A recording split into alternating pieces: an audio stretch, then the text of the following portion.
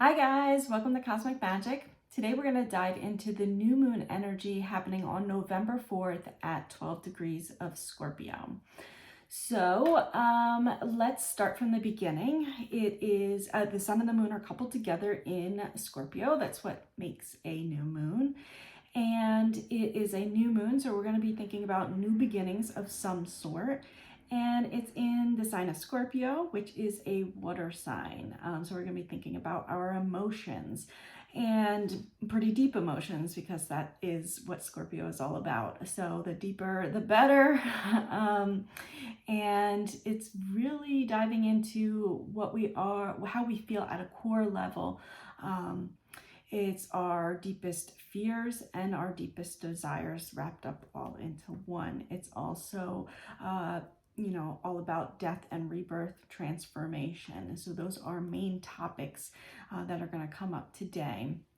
And the reason I say that also is because the first aspect that we're going to talk about, and pretty much the main aspect in my opinion, is that the sun and moon are coupled together in Scorpio, opposing Uranus in Taurus. So across the sky, across the chart, from the sun and the moon at the time of the new moon is Uranus, the planet of sudden change and transformation.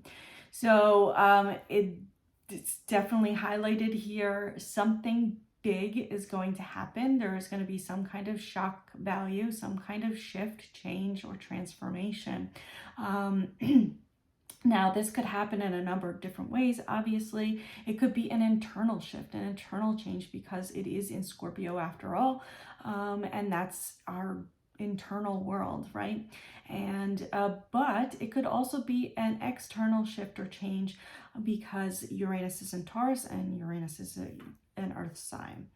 So we could see it appear in a couple different ways, but in my opinion, one is going to affect the other, right? Regardless, if you have some kind of revelation internally, it will then change how you deal with things and show up in your internal world, external world in some way at some point. And the opposite, obviously, as well. Whatever happens to you externally that is shifting or changing will then change you internally in some way, most likely. Okay? So that is the big aspect. Now, the other big thing to point out is it could be a financial shift in some way as well. I bring this up because both Scorpio and Taurus deal with money in different ways. Scorpio is usually related to other people's money, right? So it could be your partner's finances. It could be inheritance, or it could be taxes, it could be a mortgage, a loan. So Scorpio relates to money in those regards. Taurus is more about your personal money, your personal finances, your prosperity, but also what you value in general. So not just money, but what you value. So again, you could have some kind of aha moment about your values, about your beliefs at this time that will then snowball and change, many more things from there. The reason I say your beliefs as well is because Saturn is in Aquarius, squaring both the sun and the moon and Uranus at the time of the new moon. So the square isn't the greatest aspect, although again it causes us to shift and pivot and change. It's usually not super easy, and Saturn isn't easy. It's usually related to hard work and slow movement and change over a long period of time. But what I think this is saying is that this is a change, this is a transformation, a shift that we've been trying to work on for a really, really long time, right? Something that we just couldn't get over for some reason, or couldn't get past for, it could be decades, or a year or 6 months. It's just something that we've been focused on, or has come and gone, and we just could never really resolve. And I think that's what Saturn is speaking to in Aquarius. Again, our thought patterns, our mindset, our beliefs, we're suddenly seeing them from a new perspective. And there's some other aspects that speak to that same concept. But yeah, I think we're changing our mindset in some way, and our beliefs and what we value, what we valued in the past and what we value now are going to shift and change. And I think that's been a big theme overall for, maybe a year at this point. But I think this is touching more on something that we believed either about ourselves or about our relationships or about the external world that we were hung up on, or a trauma, a past trauma, something that we get to see from another perspective at this time that really just transforms everything else for us. And so let's see, the other aspects that kind of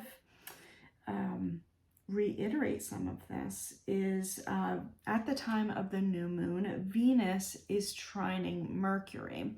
So Venus is at the tail end of Sagittarius, trining Mercury at the tail end of Libra.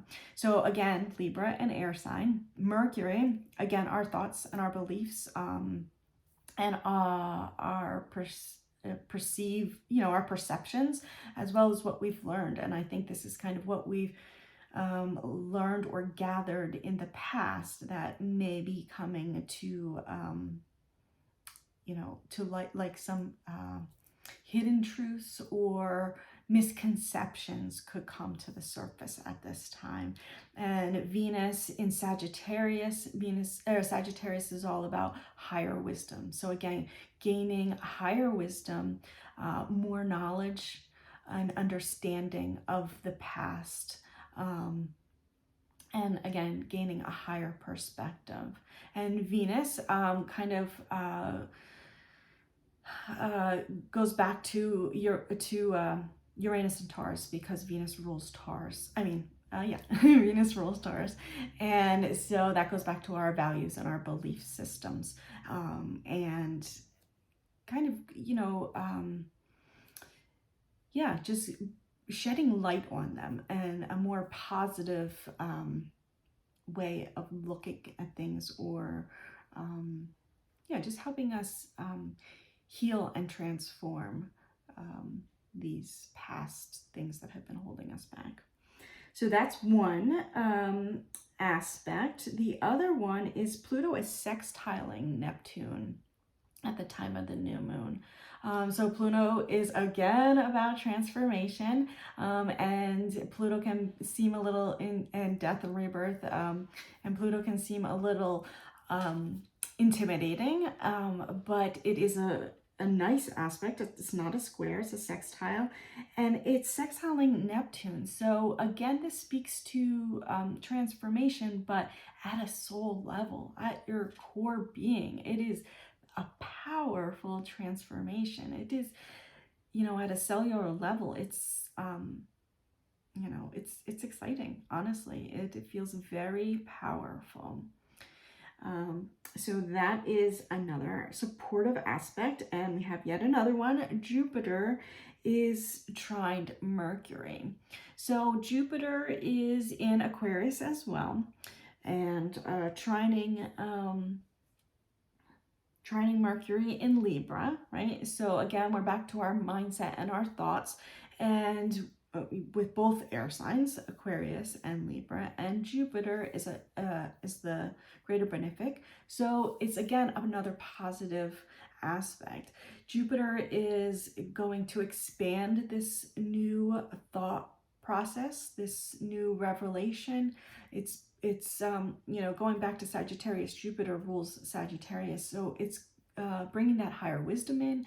It's expanding that perspective and that higher perspective, and really helping us move forward, forward movement, forward progress in this new direction, in this new way of thinking and being. So again, oh yes, one other aspect that's that is Pluto is squaring Mercury. So that again, our mindset, but a transformation of our mindset. But because it's a square, again, I feel like it's something that we've been working on for a long time. How are we going to transform this? Or something that we didn't come to realize or understand. Again, Mercury is our thoughts, but also learning and how we process things. So something that we may not have even understood up until not so long ago, and then we maybe it came to light, but we didn't know how to deal with it. It's been an ongoing process, step by step. We're here right now in this moment, finally being able to release it. Now this is a new moon, so when I say release, that feels more like a full moon to me, but again, we're dealing with Scorpio and its life and, death and rebirth. Also, there is an eclipse occurring in November, right? In 2 weeks after this, a new moon, we will have an eclipse in Taurus. And at that point, we will definitely be letting go of something. And I feel that this new moon is in preparation for that. Whatever we're finally discovering, whatever is finally coming to light is going to be released for good at the time of that eclipse. And I think we are going to feel either by the time of the eclipse in the middle of November to the end of November, we're going to feel a lot lighter. We're going to feel freer. We're going to feel like a burden has been released. Now, let me see. Was there anything else that I wanted to talk to you about? I don't think so. With those aspects, at least, there's quite a bit going on. When I first looked at the chart, I noticed Uranus right away, of course. But then when you saw all these other beautiful aspects supporting energy, it was really exciting to see. So I think I'm just going to share with you some crystals that you could work with at this time. One being amethyst. Right, so this is in general just going to help you tap into your intuition. Great for a Scorpio new moon, but it's also going to help you surrender to the change, to the shift, to the unknown. Right, we don't know exactly what's going to happen, but this can help us kind of be okay with that process. Another crystal that you could work with is Lapis Lazuli. That's going to help open the third eye and help you tap into and more easily access that higher wisdom, that higher perspective, to be able to kind of detach from the fear and see things in a new light. And then the next crystal I have is Smoky Quartz. That is going back to that fear. It can help dissolve fear and negativity. And it can also help ground us, right? Again, keeping us stable, feeling secure, and not fearful. All right. And then the last one I have is Snowflake Obsidian. It's a little hard to see, but there we go. That can also help ground us. But it's also going to help us release whatever comes up, whatever traumas or sudden revelations come to light. Snowflake Obsidian can help us clear away, release it, and renew our energy. So those, you can definitely work with just one of them. You can grab a couple of them, put them on your nightstand. You could, or altar, or you could create a grid on your own with those. I also always share a grid every new and full moon on Instagram. That's where these crystals came from. So you can always hop on over to Instagram. I'll leave the link below and you can check out my grid to reference, to create your own, or a lot of people will save the grid so that at the time of the new moon you can meditate on it to gain more insight or support. So before I leave you, I'll just pull one card so we can see if there's any other messages that want to come up or anything that wants to be reiterated. All right, let's see what we got here.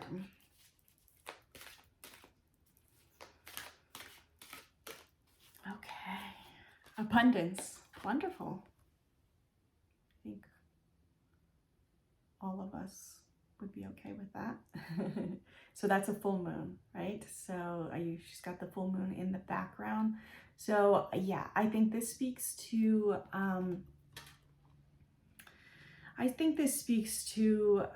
this beginning phase, this beginning stage of something more that's going to develop and unfold throughout the month.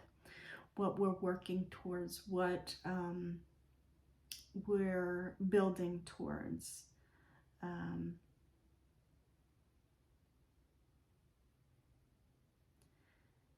And this is a 38, which breaks down to an 11. So that is a master number.